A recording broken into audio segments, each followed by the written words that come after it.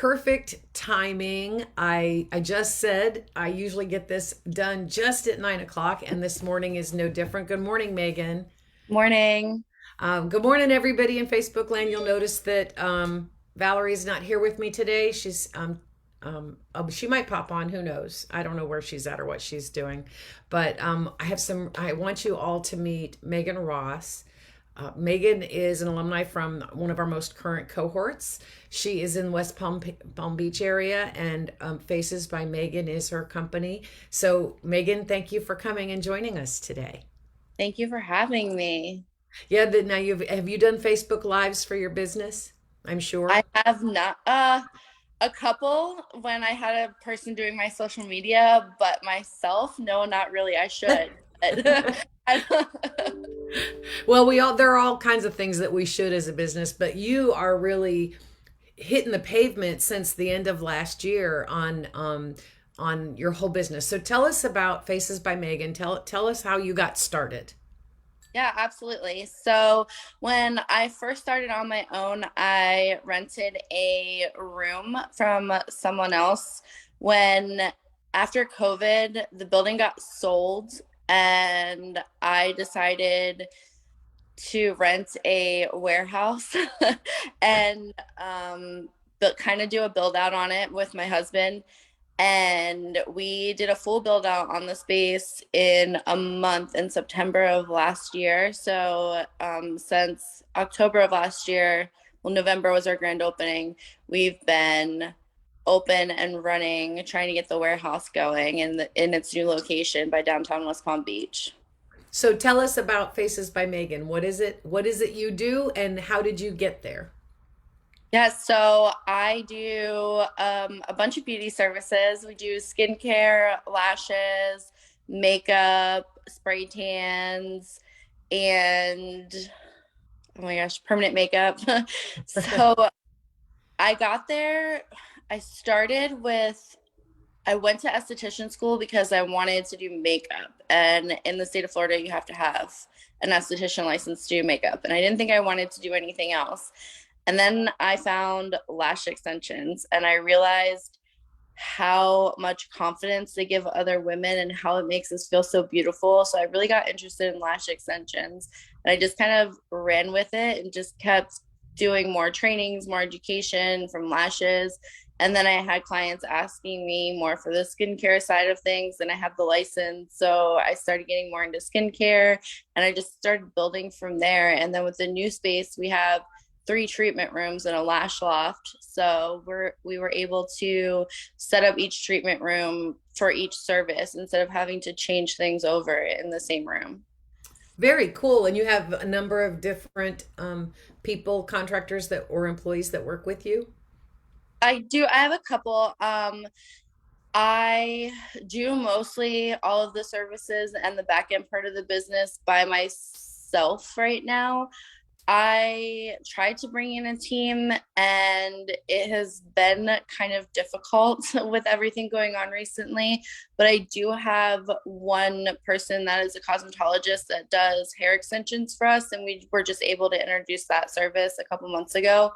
And then I also have another esthetician that does waxing because I do not do waxing. So she does waxing for us. And she does I just trained her in lashes, so she's been doing classic lash sets for me so I can focus more on volume. Awesome, awesome. So what is the plan for your warehouse space or other future growth? Yeah, so with the warehouse space right now, I'm trying to figure out how to use, there's a big empty lobby area in there that has a lot of, I can make a lot of space, and I'm trying to figure out how to make that space so it can double almost as a photo studio. So I actually started way back, probably like 11 years ago, going to photography school, and that's how I became interested in makeup. So I'll back up there. um, I want to. And let me say this: it's because you saw what they looked like through the lens of a camera, and you Exactly. wanted to help, right?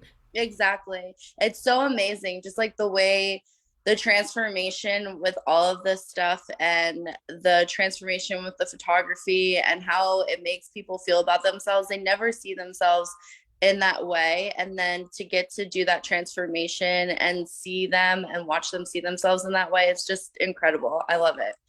So, with the, I'm trying to figure out how to do photography again, maybe, and transfer that place into being able to take some pictures again, and eventually building into a bigger space where we have a photo studio and a full service beauty salon, and also medical grade skincare and fillers and Botox. So it's very important to me that I know how to do all the services and that I'm able to do this stuff. So I actually am in school too as a nurse practitioner, trying to get my nurse practitioner license here so I can bring that stuff to my business as well down the road. That is pretty cool. That is pretty cool. It's amazing. Now, when you first started this business, now you said you started in photography about 11 years ago, Mm-hmm. and then the makeup then as well. Yeah. Is that So do no, I so the understand? makeup was March of 2018 when I went to get my esthetician license finally. Oh, okay. So, had you owned any businesses prior to that time? No. Oh, let me back up. You were a veteran, correct? Yes. Tell us about your service, because I think this. I want to see if there's a tie in here. Okay, absolutely. So I joined in 2008 and I was in the army until 2012. I've always been really creative and I wanted to figure out how I could use that creativity instead of being in an office. I was in an office when I was in, but I also learned so much about leadership and just discipline and accountability and how to run a business with integrity, which is something that I find surprisingly enough is different. Not everybody does that. Um, Sad but true. yeah, and customer service kind of became my top priority as well with that, learning how to serve other people. So it really translates into the business side of things and how to run an effective and honest business and be able to be confident in taking that leadership role. So, when you got out of the service, is that when you started the photography? I did. Yep. So I started going to school. I used my GI Bill and decided to go to the Art Institute for photography. Very cool. Very cool. Um, I find it really interesting and not at all surprising that you went from serving your country to finding how you could serve women and men, because you and I've talked, you do services for men too. But Yeah, I think absolutely. this is very largely a female problem where we don't see the beauty in ourselves. And when we do nice things for ourselves, like getting our hair and makeup done, and everybody that when we're leaving the shop goes, oh, that looks really great, I love that haircut, or that color on you is wonderful, wow, beautiful makeup.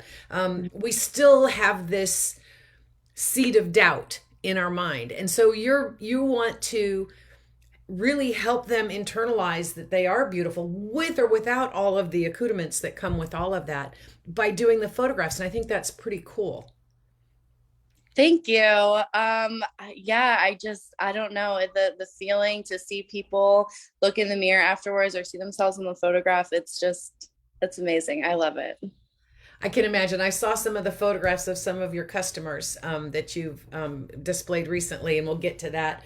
But it is, you can see the joy on the face, and I know how I experience when I get a new do or new color or something like that. Mhm. And one day when I'm brave enough to get new lashes, we'll see if I have that same beaming smile, and I'm sure I will. So I'll go back to that, a question that brought me back to what your service was. Had you ever been in business prior? No. So your exposure to being in business was to rent a booth or rent a chair from another um, Out provider. of Right, exactly, out of another business. And I have learned so much from that first experience. I really had no idea what I was doing. I just realized that I didn't want to work for someone else that wasn't necessarily doing things the way that I felt that they should be done, and being able to provide the proper service to my clients.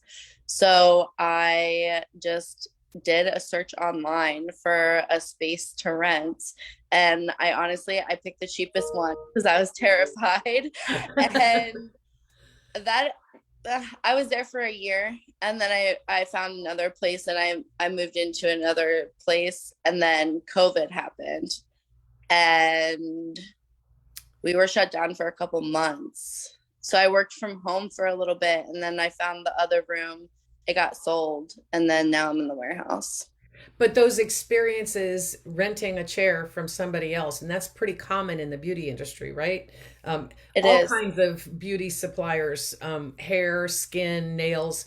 A lot of the ones that work there are not employees of that facility, but they rent a chair and pay for the privilege to be there. Is that how that works in a lot of places? Yeah, a lot of places it does. And I really am trying to make my space different to provide a place where employees can be feel more like part of the team, so they don't feel like they have to go out and do that. Because I feel like a lot of new service providers are rushing to do their own thing or rent their own space, and they're not ready. They have to provide their own products, they have to do all their own trainings, and it's expensive, and it puts people in debt, and it's hard. So I want to provide a place where people want to be an employee instead of feeling like they have to rush out to be their own business. That's a really noble cause because you're not just providing them a place to earn income, you're providing them the education and tools they need to be successful long term. Absolutely. And that seems to be very important to you. I know it's important for them. They're not going to find that in a lot of places. What drives you to want to be that dual partner with them? Because I know how hard it was for me. It's still hard. We're still making personal sacrifices and paying things off, and both myself and my husband. I worked when I first started and I was in that room. We actually moved to an apartment in a less desirable area so we could save money on our rent, so we could make sure that we could afford that place, because you're not going to get customers right away, especially when you don't have advertising and you don't have any of that stuff. So we did that, and then I also bartended um part-time in the evenings and then ran my business during the day. So it was hard. It's not easy. And I don't want everybody to have to do that. Yeah, bootstrapping, and that's what you've been doing, is Yeah. not the easiest way to start a business. But and some people start with much less than you did, or with much less runway than you did. I mean, you had a plan, and you were, like you said, working several jobs and moved to a cheaper place to be able to save the money to start this up. Bootstrapping is really, really tough. And even just starting a business is hard. What are some of the initial challenges that you faced that you didn't anticipate? And how did you overcome them or are still overcoming them? Oh, geez. I touched a nerve, I see. So challenges. Hiring. Hiring has been a huge challenge, and I'm still trying to navigate that. Um, I'm still trying to find a balance to make sure that I'm meeting my goals of providing the training for them and providing the space for them and paying them well and making sure they're taken care of, without also allowing people to step on my toes, because that's what happened in the beginning. So that's been a hard struggle, and I didn't expect that. Also, just running the back end of things and just being the person that does everything, and trying to figure out marketing and CEO, SEO, and Facebook, Instagram, everything that changes, and we have to be on top of it all the time, especially in my industry. Mhm. Looking for influencers and partnerships. I've just learned so much about the business side of things because I went in just as a service provider. Right. And most people do. A lot of times, businesses are formed out of a passion or a hobby that the entrepreneur has, and they're thrown into this pot of things that they don't know much about and are like you are learning as they go. Like I would say, you're building the parachute as you're jumping from the plane, and that can be a challenge. And it can be not just frustrating and stressful, but it can be monetarily challenging. And in organizations like yours, you've got regulations and certifications and licensing that are dependent upon you staying ahead of that curve, and that can be a real challenge as well.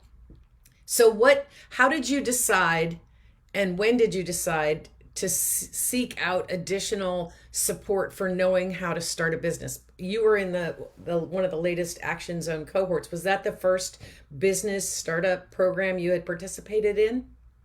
It was, and I had been looking for something for a really long time, and I knew I needed to learn more about the business.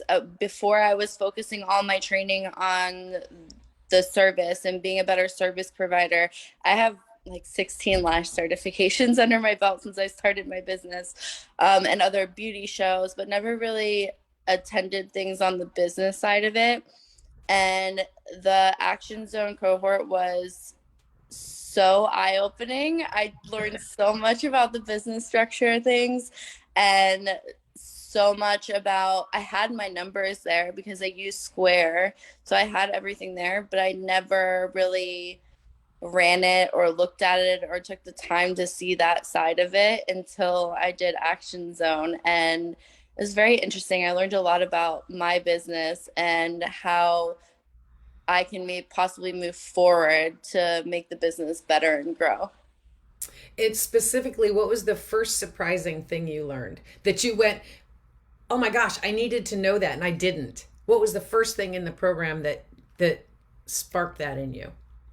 And I ask this question selfishly. First, because we want to know, obviously, Yeah. what impressed the people in our program so that we make sure to continue doing that. But secondly, because and while all of you in Facebook land are saying she's not even acknowledging us, and you know that when Valerie's not here, I can't do the keyboard and Facebook and talk to our guest at the same time. So there might be people listening that are like, oh yeah, I never thought of that. Or, yep, that was my first aha moment too. So what was the first thing that you learned in the program that you went, wow, I didn't think of that, and that's going to be very impactful?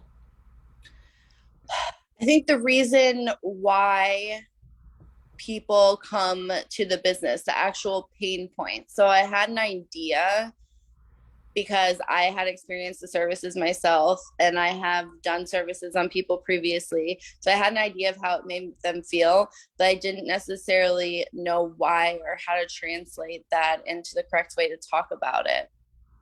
To entice them to become customers. Exactly.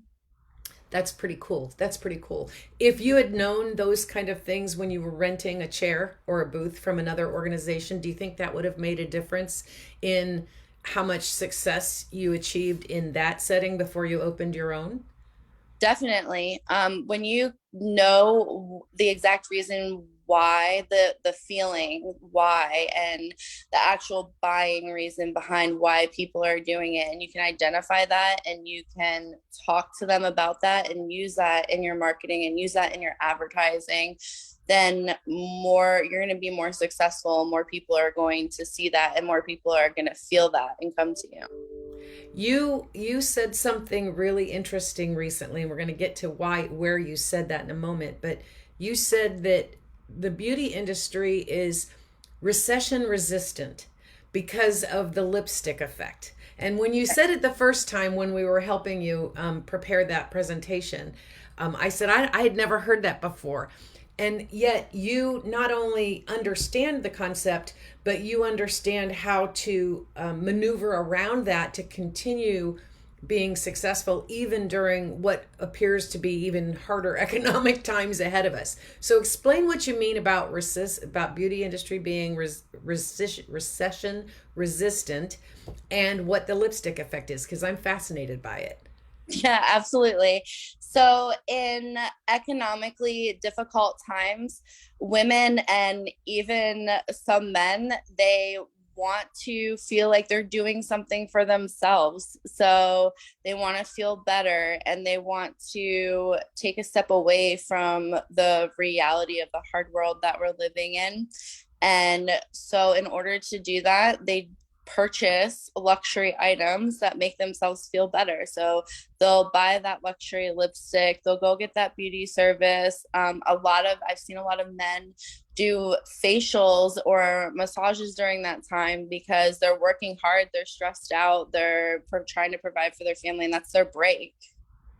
That's very interesting, and I love how it's called the lipstick effect because when a woman puts on lipstick, she just instantly feels better, right? So Exactly. you want to be able to do that. That's very interesting. So the where I heard that was this weekend was the Veterans Florida Expo, and everybody that knows Action Zone knows that we're a network partner for Veterans Florida, have been for the last 4 years, hope to be for many years in the future. And this weekend they had their first live expo in several years, I think since 2019 before the pandemic, because I believe the 2021 went virtual as a result of the pandemic. And it was a fabulous event. If you didn't make time to go to Orlando to see this, you really missed out. It was the best expo. There were so many great vendors in the vendor hall. All of the network partners that provide the startup and the growth programs like Action Zone does were there. And then they had the Battle of the Pitches, which was Meghan's reason for being there, because Meghan earned a spot in the Battle of the Pitches. There were 14 contestants that were pitching their business. Was that your first pitch competition? It was. And did it drive you absolutely batty with stress and nerves? It did. I was up until the time I think you saw me sitting on the at the table right before. Up until the time I was pitching, I was sitting there reading, going over the slides, repeating it over and over and over and over again because I didn't want to miss anything. And when we asked you if you'd be interested, we nominated you to be in the pitch competition because during the class, even though you are a student studying to get your nurse practitioner, you are a business owner, you are an employee, you have so many demands on your time. Even every single class you were present, even if your camera was off, and when you turned it on to speak you could see the mountain of administrative paperwork you were doing for your business, but you still engaged, and it was clear you were being engaged because the following week you would have information or questions or be able to participate. And I was just so in awe of all that you accomplished. You don't have to be an entrepreneur to see that and appreciate all of the effort and stress that goes into that. It helps because you've been there yourself, but you were just always so on point, and you were clearly, we believed, really internalizing this business model thing. It wasn't until you delivered your practice pitch to us that I was almost in tears, because your business model was so evident in your presentation. You went through every component of your business and you could identify and speak intelligently about all of those things and what you learned about it. So what was it like creating that pitch? And how did you, the first iteration of it, which we never asked you to change, we thought everything was really great. How did you approach, after you got over the, oh my God, I'm going to give a pitch on my business, I've never done this before. How did you approach creating that pitch presentation? Yeah, so I actually, throughout the Action Zone cohort, I went through and I printed out all the worksheets, all of the models, everything that we went through. I printed everything out and I put them in a binder. And I had written out all my answers, everything that we had talked about, all my questions that I had. So when I went to do the pitch, I went back to that binder and I looked at all of the points of the business model that we had gone over and what I had written down and what we had talked about. And I took that and that worksheet with the business model and I made a slide from each of those and I built off of that information that we had gone through in the cohort. You were pretty thorough. You were very thorough. And yet you wove a story, even from the very beginning, where when I asked you earlier why you got into this and you talked about seeing the joy and confidence on your customers' faces. That was such a powerful why to start the rest of your presentation with. What did you think of the entire experience? It was definitely a learning experience. I am so grateful for the opportunity that I got to go up there and pitch my business. And like you said with the story, I could see it on the judges. They were smiling and laughing when I told that story. So that gave me more confidence, and I I was nervous. And I know I I could hear it in my voice when I was up there talking, and I kept trying to tell myself, like, calm down, it's okay. So I think now, though, I'm just a person that worries about everything that I've never done before. Uh-huh. So I think now that I've actually done it and I've experienced it, and afterwards, I even said, okay, well, when they asked me this question, I wish I would have said this. I wish I would have said that, but it slipped my mind. So now that I can focus on those things, I mean, I definitely want to do it again. Yay! That was what I was hoping to hear. That's what I Yeah. was hoping to hear. April Caldwell, who is the co-founder of Faven, and we talked to you about April, and she's also on the Action Zone board. She's also an alumni. She was in our accelerator. She has done an extremely high number of pitches, and for a new business, and she's perfected them along the way. And Mhm. I'm hoping that at some point I can get you and April together just to talk about your experience and to get a few pointers from her.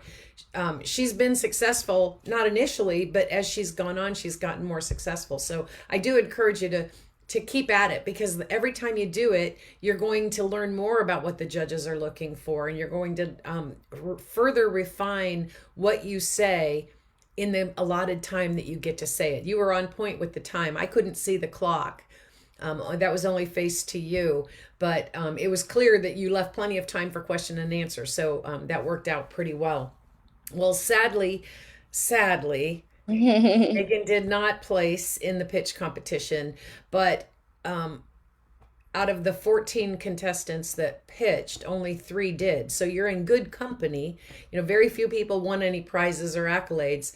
But if you weren't approached, and I think you might have been, if you weren't approached by others who had something good to say about your pitch, we heard it all day that you were so well prepared and that you completely understood your business model and that you had demonstrated some acumen over where you were going and how you were going to get there. And I commend you for that, because that's not easy to do. And while you've been operating since, October, November, when you finished your build out in your space, it's still a learning process. Absolutely. Yeah, you're going to be a rock star, I guarantee you. What are Absolutely. your plans? What are some of the plans you have for the business as it grows, or to make it grow? So a couple things. I would love to develop my own product line as far as skincare and lashes. I currently offer another product line for retail, and I would like to work on developing my own. I also would like to, as I said, grow the business, offer more services under one roof, and be able to just give that premier experience, that one place that everyone can go to and know that no matter what service they're getting, it's going to be top quality. I also want to build the education side of my business. So when I first started doing lashes, I worked for another company, and actually, out of all the lash artists that they hire, I got chosen to be an educator for them, and I went through educator Wow. for them. And I would like to do that side of things again through my business and educate other new service providers. So that way, everyone is out there offering the best quality that they can, and everyone's learning the correct things. Because in the industry, the certification side of things isn't really that regulated. So anyone can certify someone in a service, and some of the stuff out there is not that great. Yeah.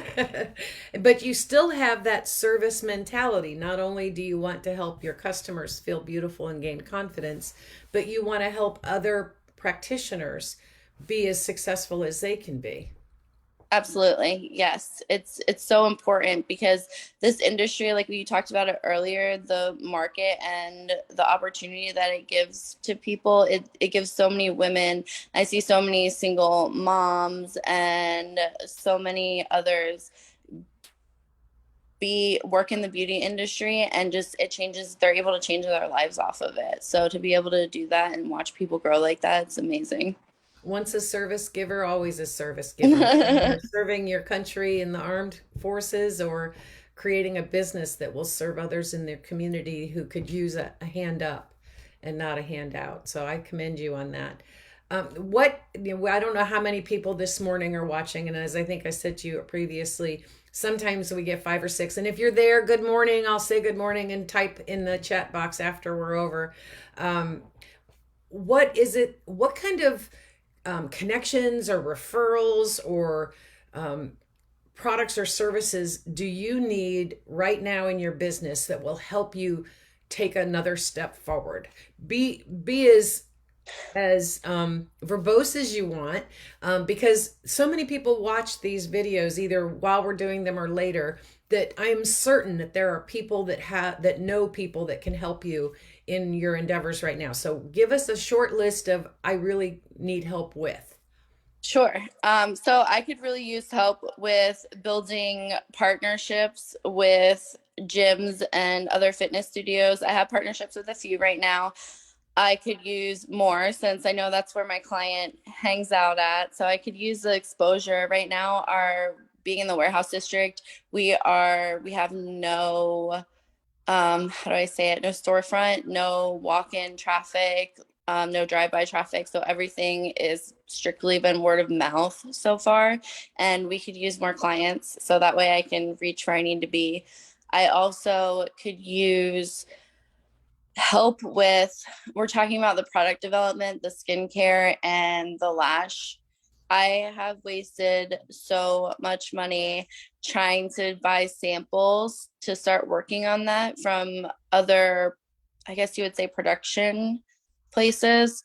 And none of it has been the quality or standard or anything that I want. And it's really hard in the beauty industry to get mentorship from other people who have developed product lines, because that is the hardest part, is finding someone that can produce that product for you the way that you want. So any information about that, I'm struggling there.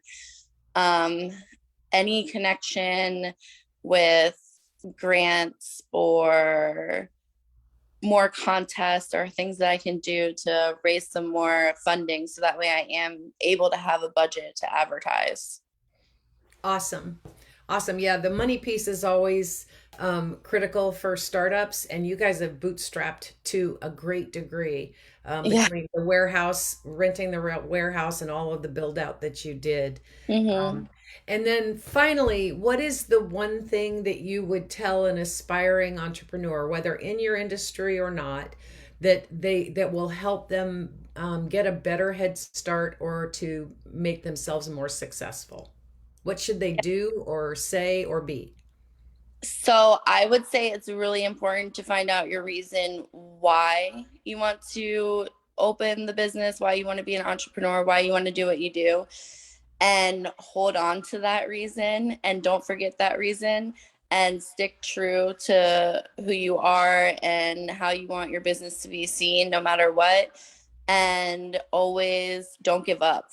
Don't give up and keep learning, because you see everything on social media and everything in books, or everything looks great and pretty, but everyone struggles. So don't think that your struggle means you're not supposed to do it. You just hold on and keep going.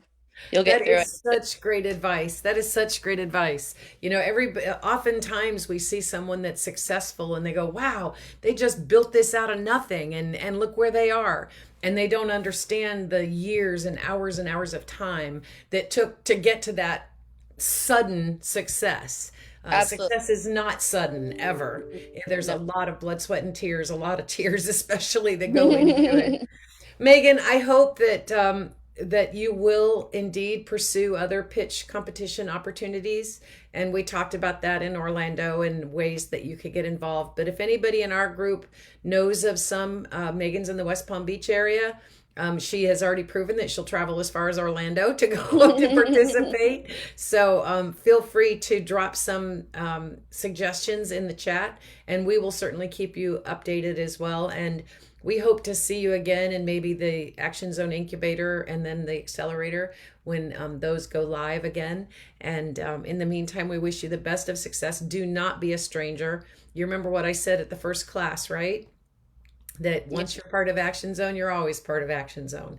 And so we'll connect you with resources. You let us know what you need, and we'll do our best to make sure that you get that or find somebody that can help you with that. So thank you for being our guest today. Thank you for taking the time out of your weekend to attend the expo and be our representative. You did so fine up on that stage. I was so proud of you, and I'll start crying now as I did then if I don't shut up.